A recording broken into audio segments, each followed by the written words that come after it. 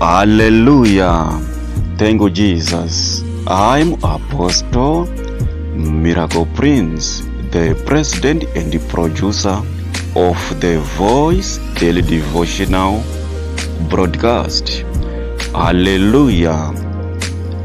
Musoro weshoko muzuvaranas unoti ramba uchita zvakanaka. Mapisarema chapter 92 kubva pa verse 14 kusvika pa verse 15.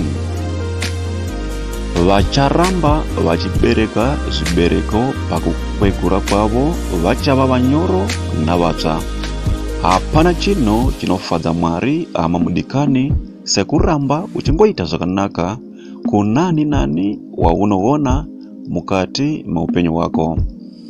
Ndo pari kunzi nebhaibheri shoko raMwari, kana vacharamba vachibereka zvibereko pakukwegura kwavo vachava vanyoro navatsva muna Kristu Jesu.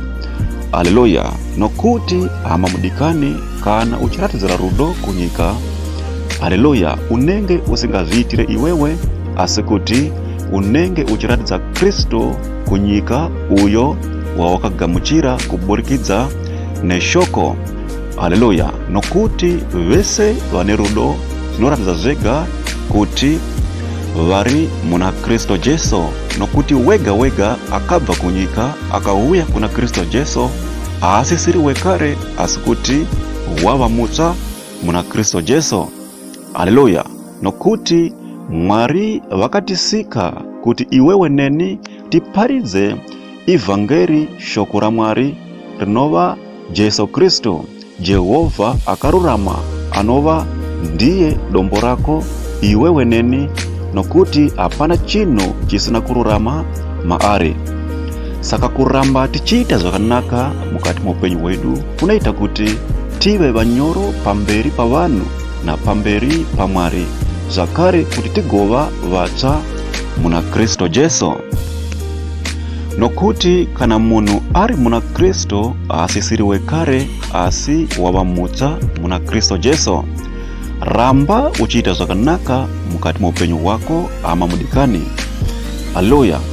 Vanhu vanoda kuitira zvakanaka naMwari asi ivo havagoni kuitira vamwe zvakanaka. Haugoni kuva mutsva muna Kristu Jesu kana usina rudo, nokuti iye Kristu Jesu watinoshumira uye watakadai kuda kutevera iye pachake rudo. Vacharamba vachibereka zvibereko pakukwegura kwavo vachava vanyoro navatsva muna Kristu Jesu. Kubereka zvibereko kunorebwa apa kuva nerudo nokuita zvakanaka kunani nani waunosangana naye mukati muupenyu hwako. Haleluya.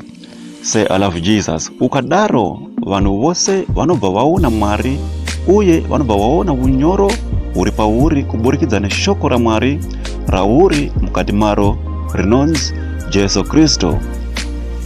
Zvakare vanobva vaona kuti munhu uyu uri muna Kristu Jesu, nokuti vese vakabva kunyika vakauya kuna Kristu Jesu havasisiri vekare asi vava vatsva muna Kristu Jesu. Haleluya. Say I love Jesus. Namata uti kubva nhasi zvichienda mberi ndichaita zvakanaka kunani nani nezita raJesu. Rayira nemuromo wako uchiti ndicharamba ndichibereka zvibereko kusvika pakukwegura kwangu ndigova munyoro nomutsva muna Kristu Jesu. Haleluya. Namata uchinamatira munhu wese ari mukati mevhileji rako, wese waunoziva ari kurwara, kuti Mwari vari kumusoro kudenga vagoporesa munhu iyeye kuburikidza nomunamato wako nezita raJesu. Haleluya. Ropafadzwa hama mudikani nezita raJesu. Once again, I'm Apostle Miracle Prince. To God be the glory.